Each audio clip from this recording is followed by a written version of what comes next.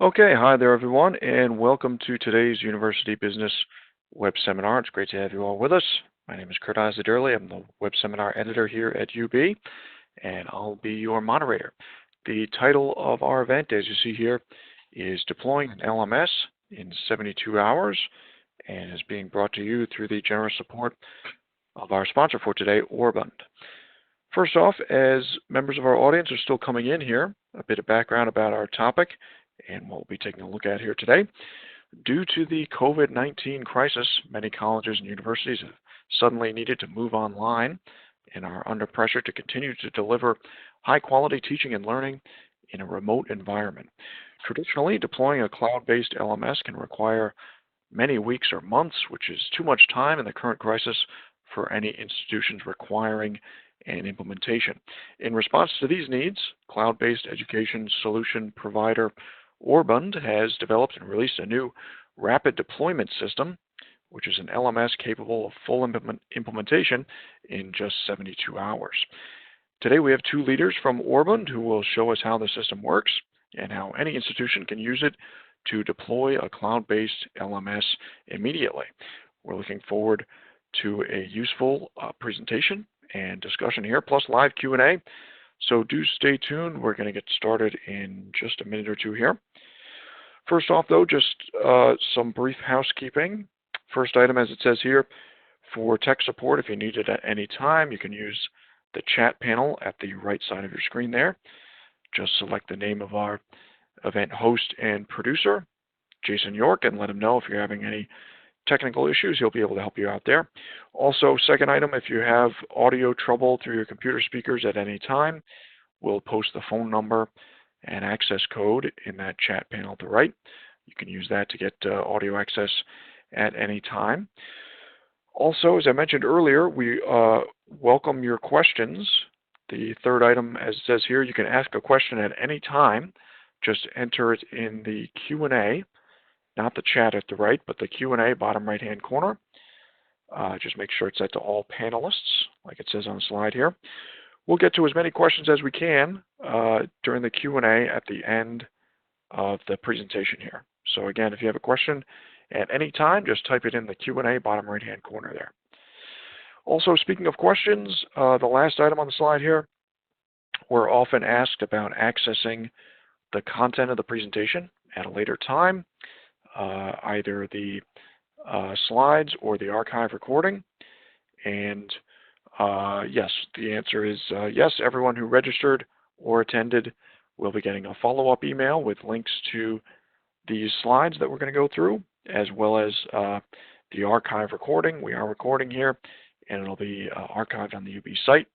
So you'll have opportunity to go back over it or share with anyone on your team, any of your colleagues at your institutions later on.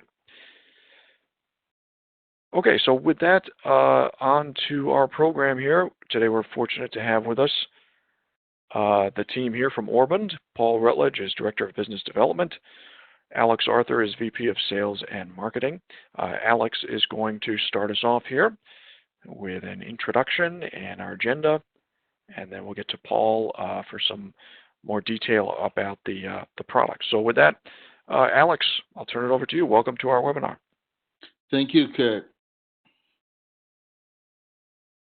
Well, good morning, those of you on the East Coast. I would say good afternoon to you. Welcome to this webinar. Welcome to the Orbund's Rapid Deployment Learning Management System.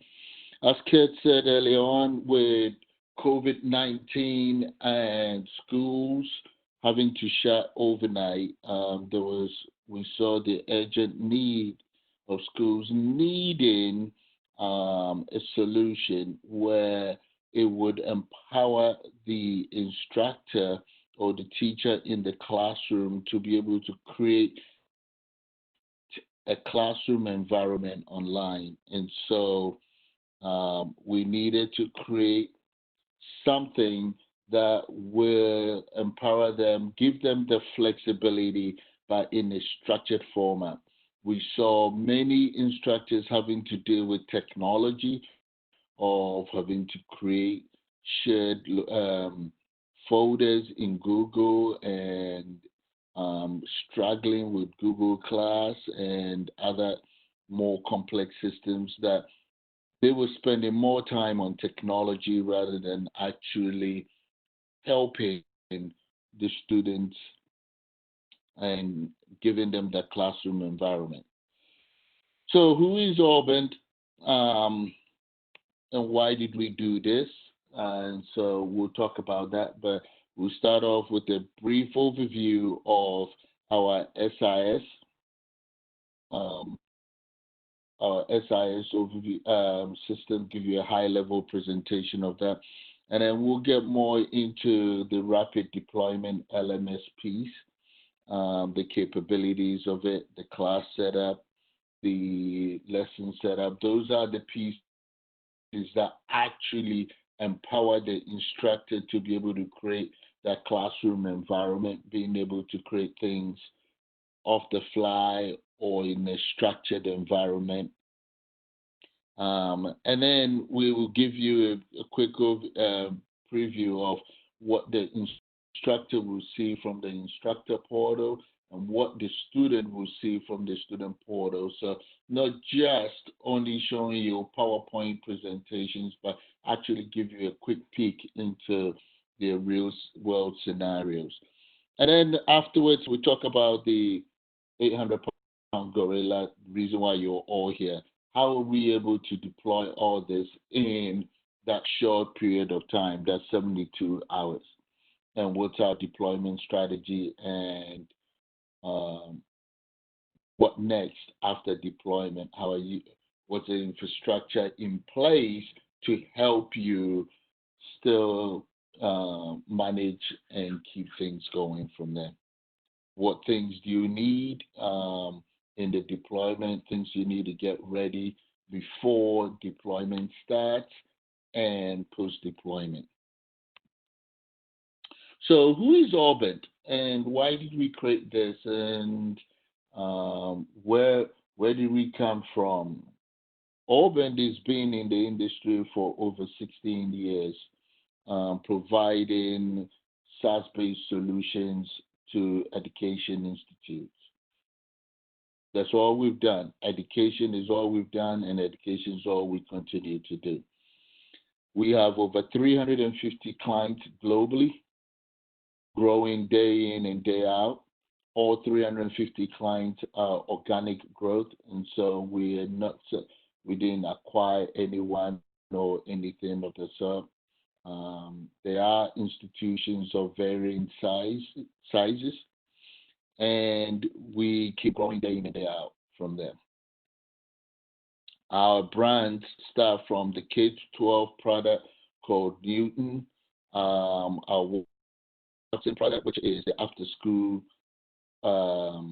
and the high school education modular course startup. So some of the schools, high schools that deal with more of AP courses and the bridge courses where they teach more the universities or the higher education structure rather than the high school structure, and generate transcripts and other education documents more like a higher education than a high school.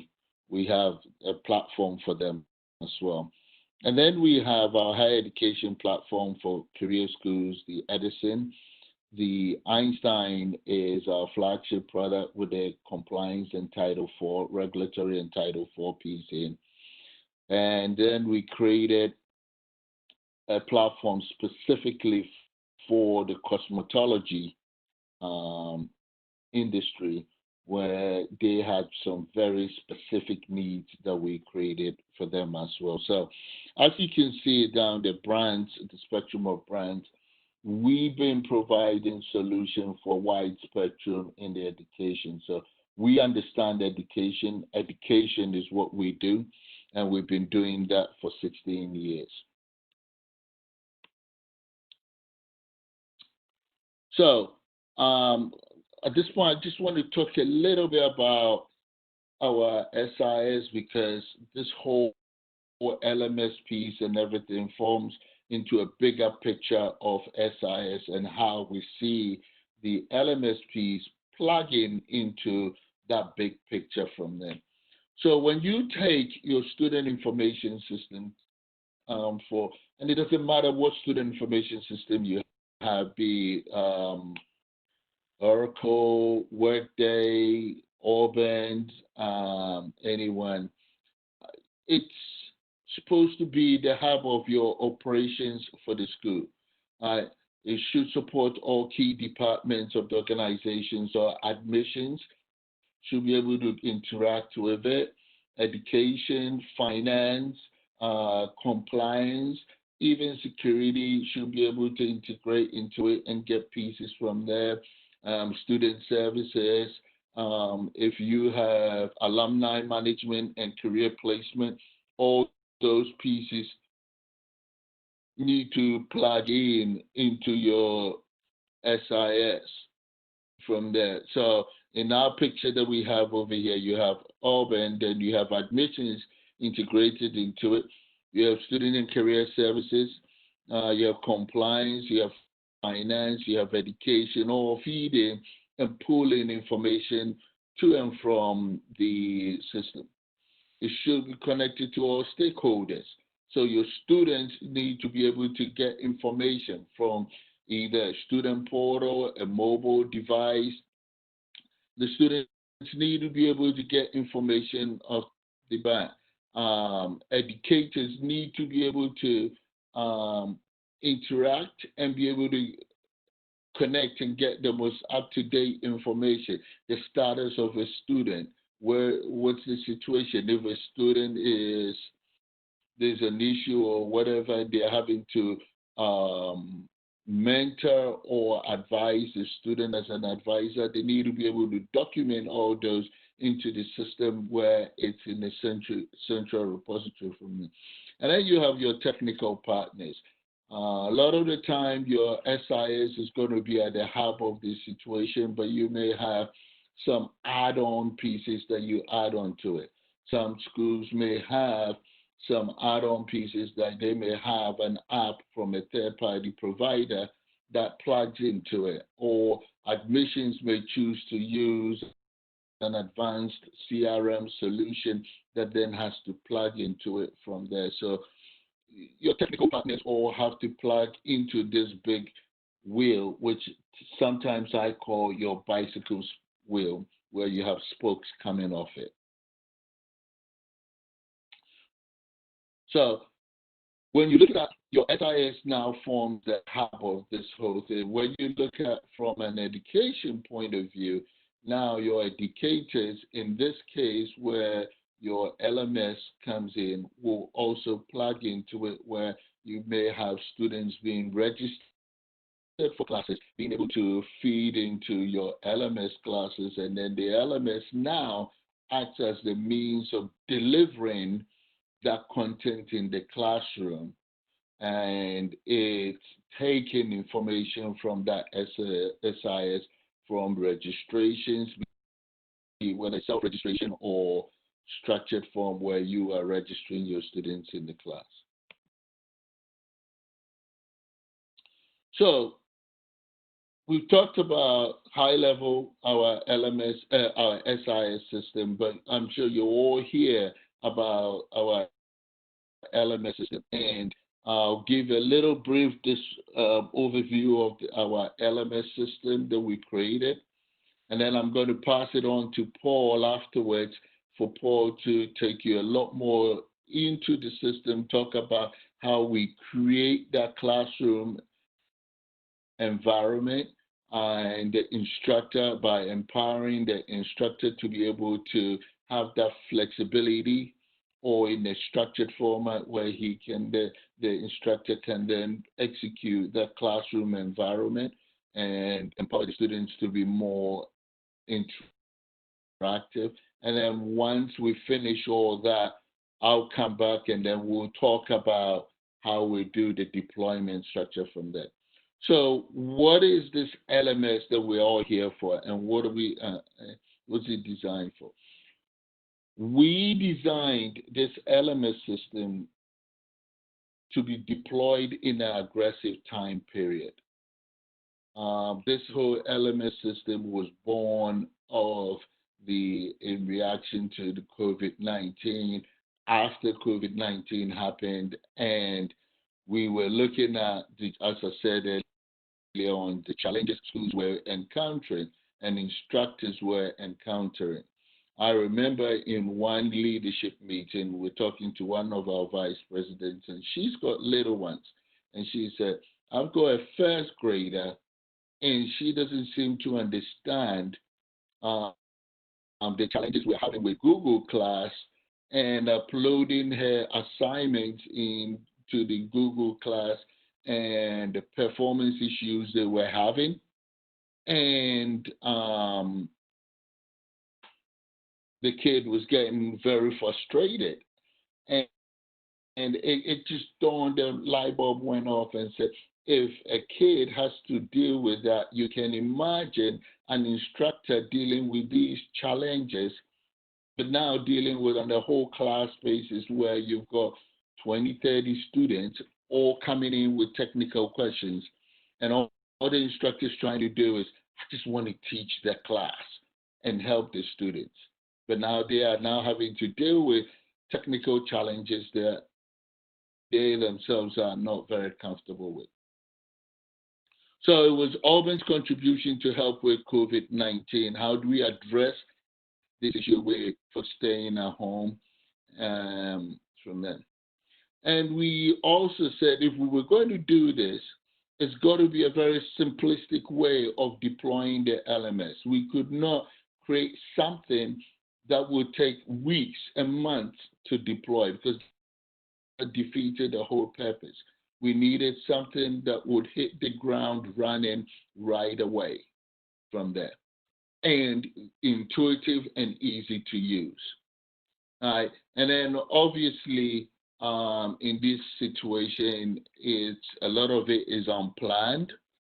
Organizations are having to react to this need, and so again, it wasn't something that you could do with a very high capex budget or anything of that sort. So we needed for it to be cost effective. And again, to be able to deploy it as fast as possible. So we needed to be able to get the whole process of initiating an interest to getting deployment and getting the system used. We needed to streamline the whole thing. These are some of the questions that we said. If we were going to create a system, we needed it to address from them. And then we also wanted to address the classroom environment, as we said. And a good example I gave you was the VP sitting there and trying to help a first grader.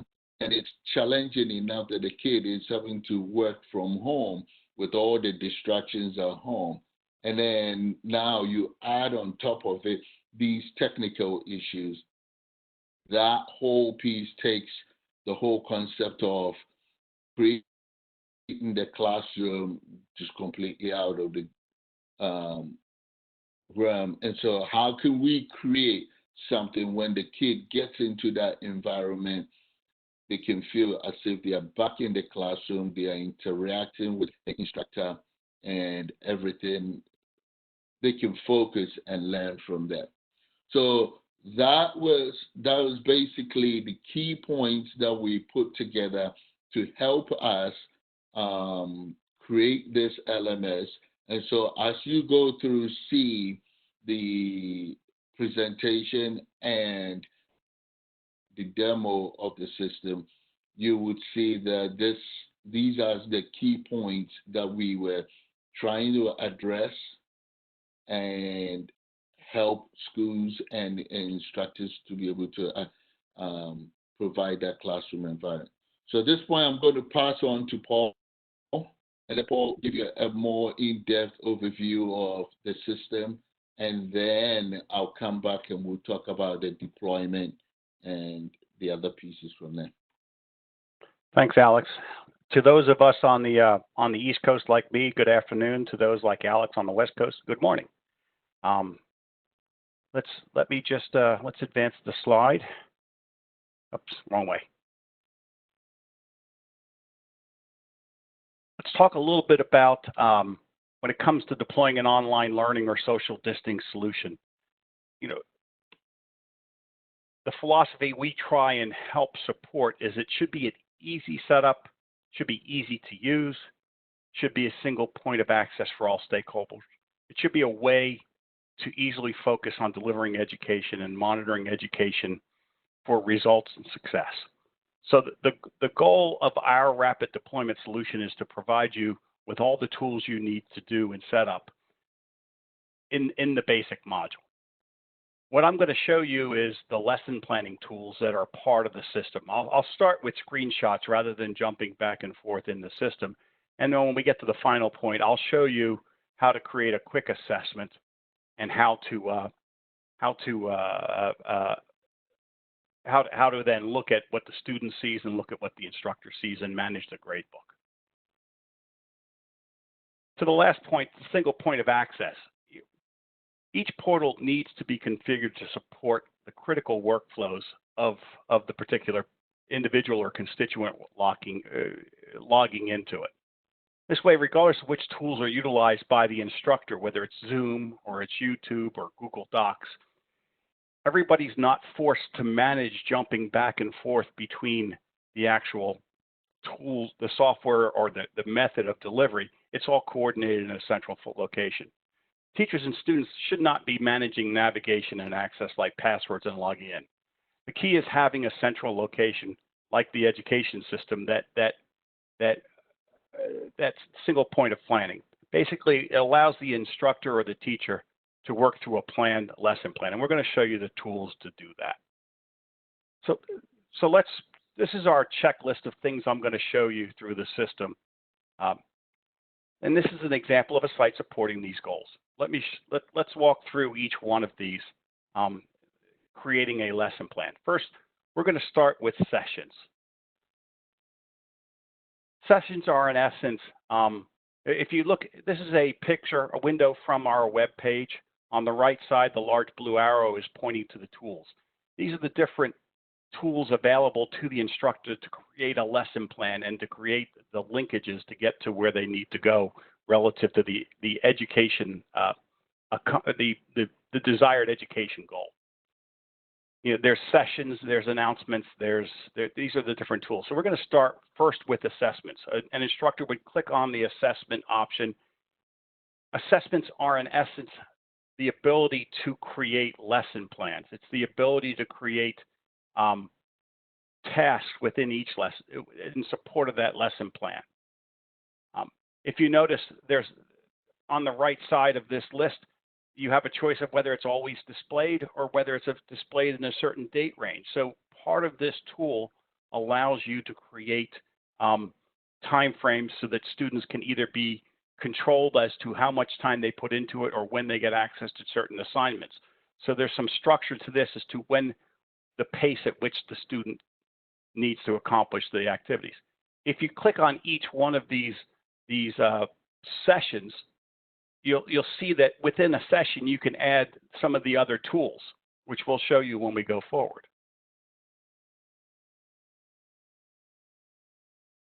But let's talk about announcements as an option.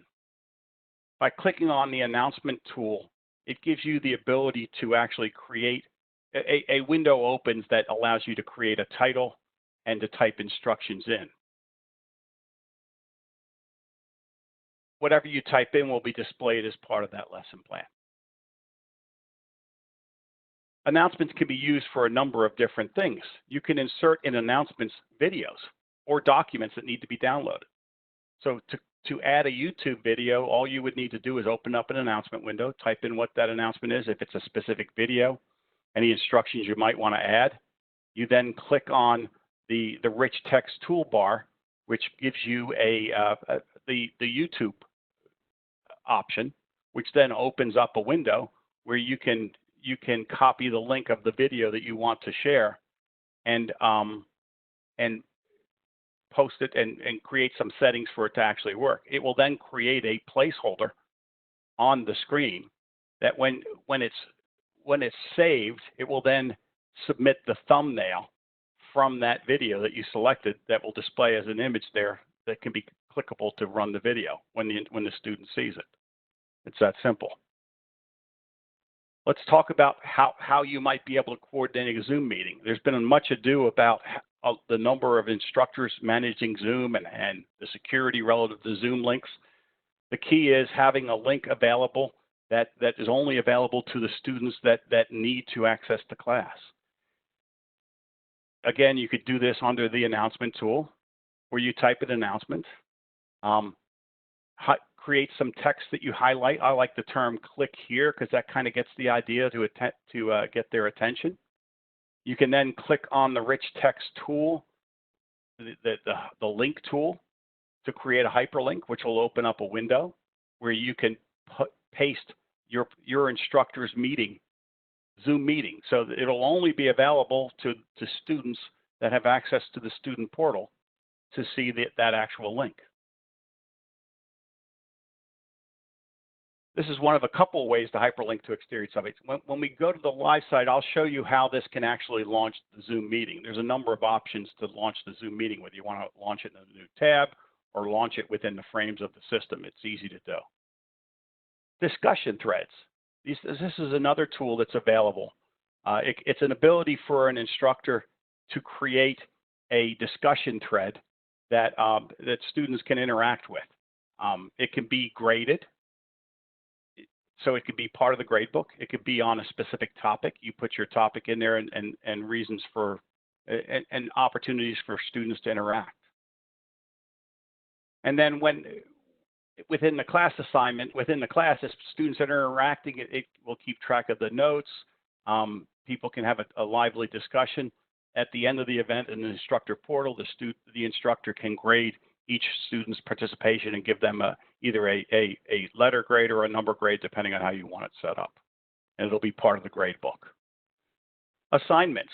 Assignments are places where students can submit reports or projects. Basically, the assignment tool is an ability to add an assignment. It can be set up so that it's graded. It has a specific availability of a date. You can upload a file, so you can supply to them a file that they download that could be instructions or suggestions or overview, maybe some other documents you already have, so that when the student opens up this assignment, they can download the actual file that's part of that planned activity. And then when a student submits the response, they'll submit it through the student portal, and it'll be part of this graded assignment. Let's talk about the next step, which is assessments. Now, what I'm going to do is I'm going to log out of this session. I'm going to actually go to my site and log in as the instructor. So this is our live demo site of the portal. To log in as the instructor, all I need to do is to use my username and password and log in as the instructor. And what you'll see is the dashboard that the instructor sees. These are widgets, so depending on how you want your site configured, the widgets will be configured for what you want the instructor to watch. Maybe keeping track of students' attendance, if attendance taking is part of what you want to do. Any classes that the student's scheduled to teach.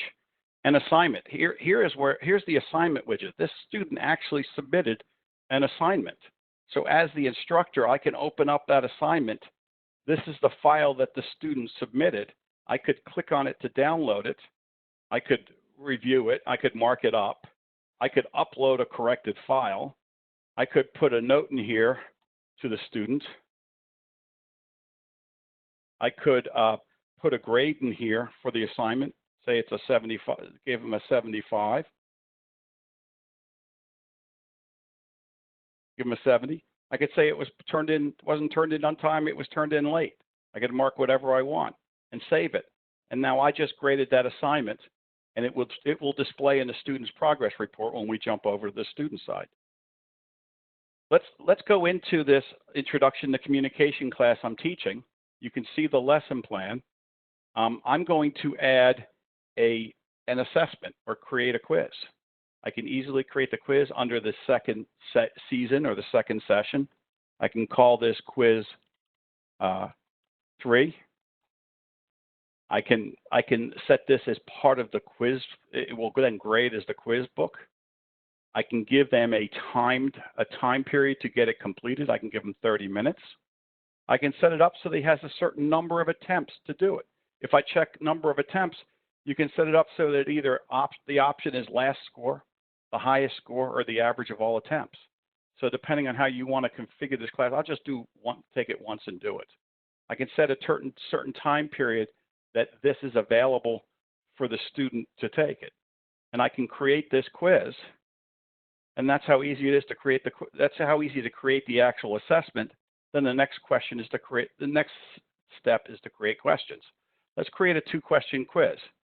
In this case, I want to create a single correct answer quiz. Let's put a question in here. Something simple. And I can put the answers being red, green, and for those in Carolina, we'll say Carolina blue, and that being the right answer. It has an option. If you want, you can set the answers up to be shuffled. You can set the quiz up for the questions to be shuffled. Let's make this a 10-point question, and let's submit it. And the correct answer should be C. Let's create a second question. In this case, let's create a short text question.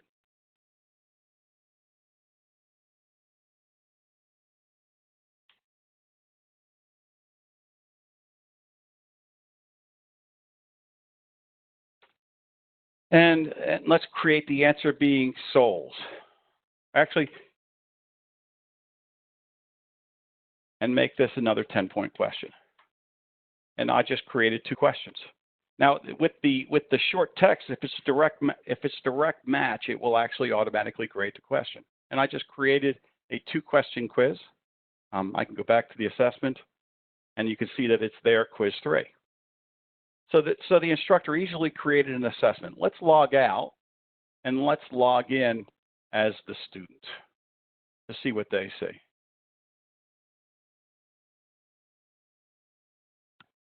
Now you'll see a different view for the student. You'll see any assignments in any of the classes that students enrolled in. So if you have students attending multiple classes, all their assignments and all their quizzes for all their classes they're enrolled in will be in one site.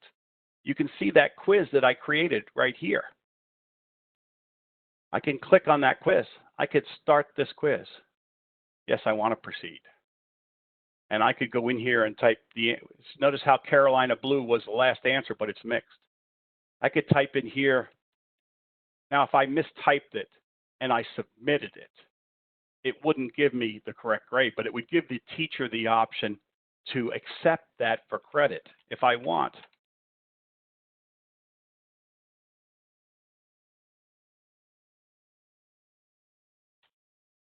I can save it and finish.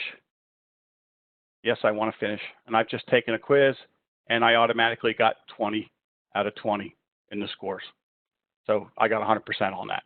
I can go back to class.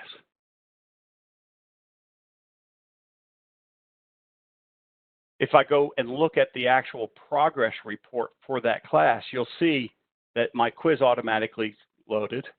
The grade that my instructor gave me of 70 for that assignment is here, and you can see that I have a progress report for all of those classes, all of those things together. So that's how easy it is for everybody to navigate in one location at all.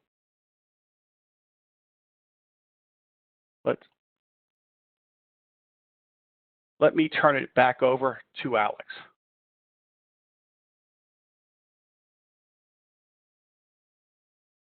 Okay, Paul, thank you for the quick overview. And so we've seen how we packed these great features into the LMS system to empower the teacher to easily, just by clicking a few buttons here and there can easily create questions off the fly, create assessments of the fly, and sometimes it does happen. An instructor may have a lesson plan, and then as things go on, they may have to adapt a little bit and create some other questions or something, or change the lesson plan a little bit to address the class and the challenges that they're encountering with the class.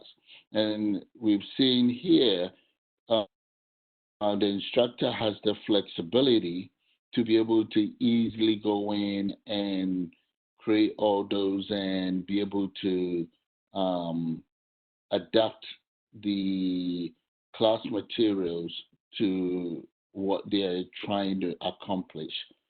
So we've seen all that. Thank you, Paul. That was great for that. Now, how do we deploy this whole system, everything we've done here? I'm sure you've seen there's a lot of flexibility and a lot of functionality in this. So how are we able to turn around and deploy this quickly? The way we do it is we, with our 16 years of experience, we created a base template. And that base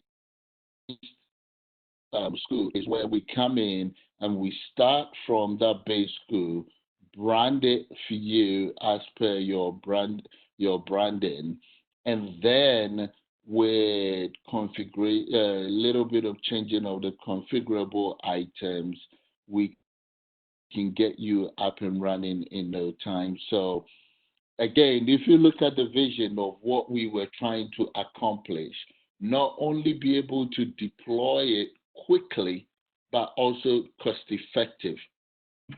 And so we didn't want a situation where we have to get a consultant to come and sit there and do a whole business process review, document, do this, come back and say, this is how I understand you run your school, and etc., and go from there. We created the shell that we can start from that shell and work through that shell with you to tweak it to basically meet your needs from there. So that was that's how we're addressing that rapid deployment piece from there. And then, what do you need for a quick and successful deployment? One of the biggest things that goes into this is your class materials. And so getting your instructors or getting your school to start thinking ahead and say, okay, let me get my class materials ready. Let me organize my class materials. Yes, there are some instructors that like to build as they go along. So they may build week one, like in Paul's example, you saw week 1, week 2, week 3. So they may have, say, about 3 weeks of material planned.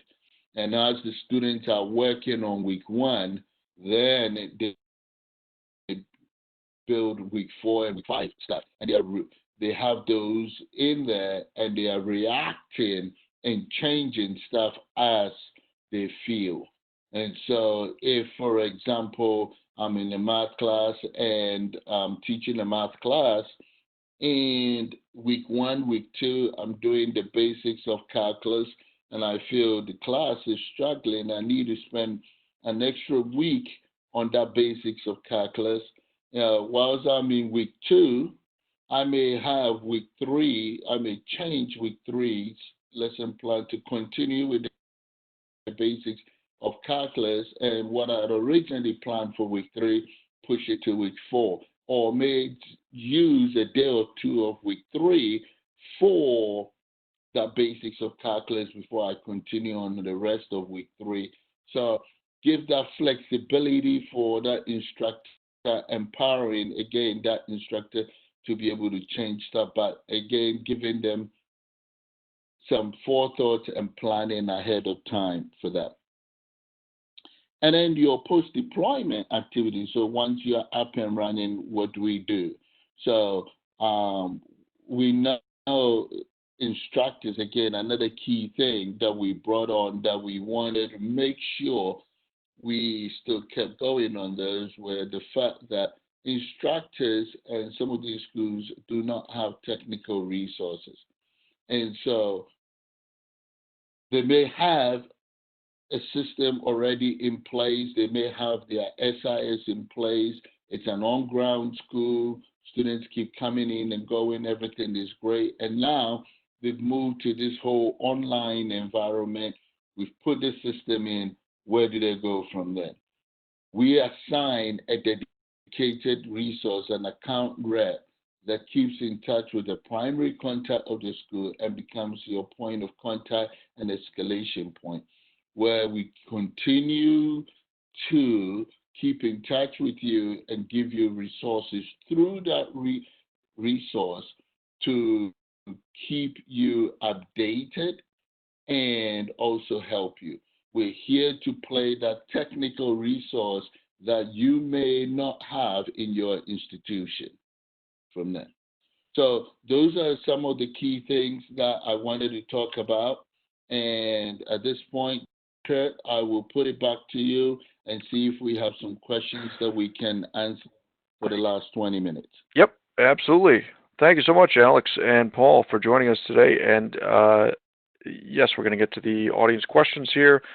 First, a quick note here. If you have further questions after today's webinar, Alex and Paul have been so kind as to provide their email addresses here. You can follow up with them if you have specific questions after this. But for now, if you do have questions now is your chance. Remember, a couple other quick reminders. There were a couple questions from the audience asking about will we get the slides later? And yes, we'll make those available. Everyone will be getting a follow-up email with links to the slides as well as the recording here. Another quick reminder, if you do have a question, enter it in the Q&A. We are getting a bunch of good questions here. Some folks have put questions in the chat, but if you would go ahead and put them in the Q&A, not the chat, but the Q&A, it puts it into a organized queue for us, makes it easier to make sense of all the questions. Thanks in advance for your participation here. Let's try to get some questions here. Let's see, there was a couple asking about if this integrates with the book publishers. Some people saying they always want us to use their software, mentioning even Pearson or McGraw-Hill. What is that part like, Alex? Okay, good question. And so, yes, we've started discussions with a couple of the publishers, McGraw-Hill and Pearson already, just try and get cartridges to plug in. As you can tell, we just came up with this product as a reaction to COVID-19. So it's still an ongoing process. Yes, we plan to be able to support those cartridges so that you can get those materials and plug them in. We've also started discussions with very specialized publishers like My Lady as well, who we're working with to plug them into the LMS. And so if anyone needs us to support any specific publisher or any of those big publishers, we'll be more than happy to partner with them and use that as a means of prioritizing to get it done. But ultimately, we plan on supporting all the major publishers. Okay, sure.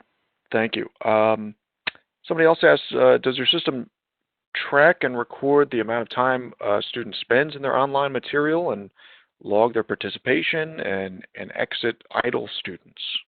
Alex? Yeah, so we do have an activity log that tracks how long the student was logged in and the IP address they logged in from as well. So we can track how long they were in. Now, when you get in specifically with the questions as well as Paul showed deal with the test question, the quizzes, you can time them with the quizzes. So you can say with the quiz, this quiz is a 30-minute quiz. And once the person gets into the quiz, it will tell the student this is a timed quiz, and it gives them a start button for them to click on it. And once they click the start button, then the first question comes up. And from there, it times them till they get to the end of the time period, and then the quiz will automatically close from there. Okay. All right, sure. Somebody else says actually they already have 26 terabytes of courses. Do you have pipelines to migrate the courses in when someone implements this, or do you have to have all teachers or professors to upload their materials again? How does that work, Alex? So if you have that much content, we house our infrastructure at AWS. And so for that much content, AWS does have facilities for you to get data cartridges to upload your data on those cartridges, and then they upload them behind the scenes. And so what we would do with for that amount of content, we would basically initiate that service and organize to get the cartridges sent to you for you to upload the data onto those data drives, and then AWS will present them into our cluster. Okay. All right. Great. A couple people asked about comparing Orbund with the open source Moodle system. Couple asking what's the difference? How are you different from Moodle, or why would a university use this and not Moodle, which is open source? Kind of a direct question there. Yeah. Alex, you have thoughts on that? Good question as well. And yes, if you do have the technical resources, because the thing about Moodle being open source is a lot of the times you need a technical resource to be able to administer the system. As you can see from the demo Paul did in his presentation, it does not require any technical resources to administer the system. Actually, with our full-blown SIS, we do have integration into Moodle using LTI integration, where we can integrate into Moodle and use Moodle as an LMS system as well. So we are not opposed to using Moodle or any other system. It's just we saw the need that there was the need to be able to have something that is rich in functionality and easy to use and administer. And those were some of the characteristics we were trying to address from there. Sure. Yeah. Makes sense. Thank you. Let's see. Another question asked. So this is a kind of a stripped down or streamlined version, and someone asks, can I update later to the full SIS? Yes, and so with our LMS system, you can say, for example, right now, you can have our LMS system and use your current SIS system, and at some point, assuming that you are very happy with Orbund and you say, hey, I want to look at your full SIS system and how does it work with it? I want to explore the options of upgrading to the full version. We'll be more than happy to talk to you about that. We have an upgrade path where we will do that. And also, as part of our whole thing for COVID-19, whatever investment you've made for the setup of the LMS piece will give you credit towards the full SIS part as well. Okay. Uh, Thank you. Let's see. Another one says, what happens to the data in the LMS? So just like any other SaaS system, um, you own the data, and the data at the end of the day with our agreement, you own it. We back it up on a daily basis through Amazon Web Services. Those that are located, their services are located in the West will be backed into another location. Those in the central and east data centers of Amazon will also be backed into other locations. So we do not back up into the same location. We back up using Amazon backup services to a different location from that. The second part about the data that I want to talk about is security. So the whole site sits on an SSL certificate. So that means that the instructor portal, the student portal, and the admin portal all communicate on an encrypted line. The database on the back end is also encrypted at rest. And so your data is secure from the point of view that you have data uh, encrypted at rest and in transmission. The architecture of the system is on a Linux platform. And so what we do is when we create that whole virtual site, we front it with a firewall on the front end, and then a second firewall between the server layer and the database layer. So your database is protected behind two layers of firewalls. Okay. That's great. Thank you. Alex, I know you talked about how you wanted to make this easy and not requiring any technical expertise. There are a couple of questions about what's the training like? Do you provide training? How does the training work? Maybe you could touch on that. Good point. So how do we train in 72 hours with this? And we looked at, that was another part we looked at in our whole design of the system.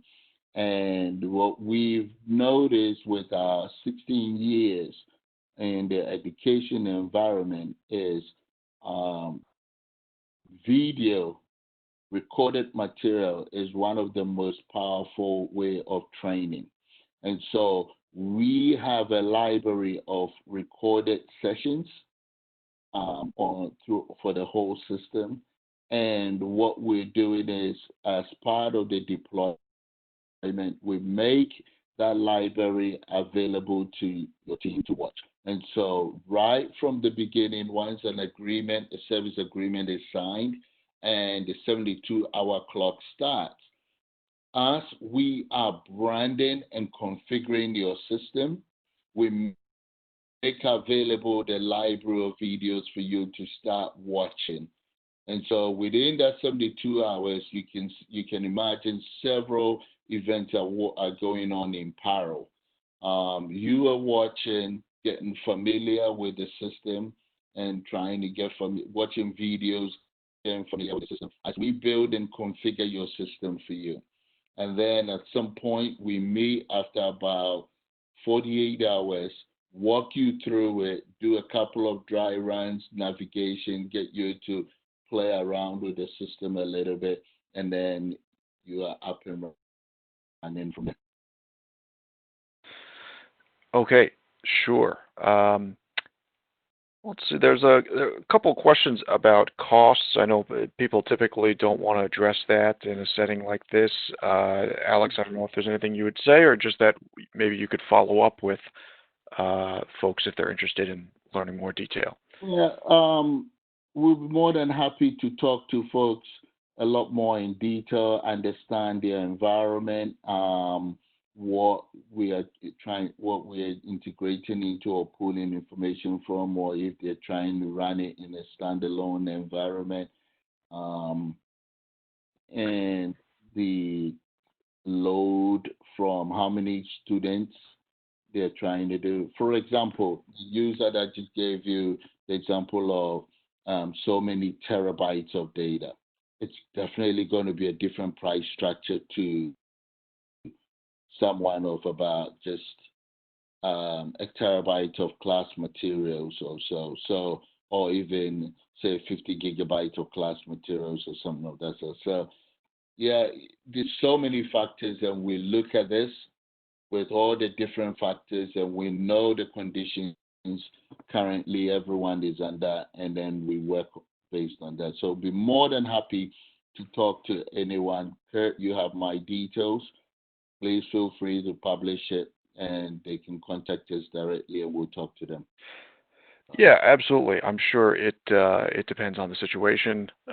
And to those who ask those questions about cost, we have your contact info. We'll be providing that to Orban. They'd be happy to reach out to you and to talk more. Well, it looks like I believe we've hit all of our questions. Thanks so much to our audience members for submitting and participating. Appreciate you being a part of the conversation here. On behalf of all of us here at UB, of course, I'd like to thank our presenters for today, Alex and Paul. Thanks so much for sharing your time and your expertise with us here today. And again, thanks to our sponsor for today, Orban, for their generous sponsorship. And to everyone in our audience, once again, thank you so much for joining us. I do hope you found today's web seminar informative and useful to you. Producing events, presentations like this is just part of our mission to inform college and university leaders like you about the latest news and trends in higher ed management. You'll find more coverage about issues such as the ones we discussed here in the pages of our print magazine, as well as our website and in our various email newsletters, which you can sign up for right on our website, which include UB Daily and UB Tech, among others. And as I mentioned before, for those of you who would like to share the content of this presentation with your colleagues, or if you want to go back over it at your own pace, you can access the archive recording at the URL on your screen. Also, we'll be sending everyone a follow-up email with links to the slides that you just saw, as well as this link here to where it will be housed on the UB site. So don't worry about that, and keep an eye out for that follow-up email later on. So that is it for today's event. Once again, I'm Kurt Eisler for University Business on behalf of our production team and everyone here at UB. Goodbye, everyone, and enjoy the rest of your day. Please stay safe. Thank you so much for joining us today.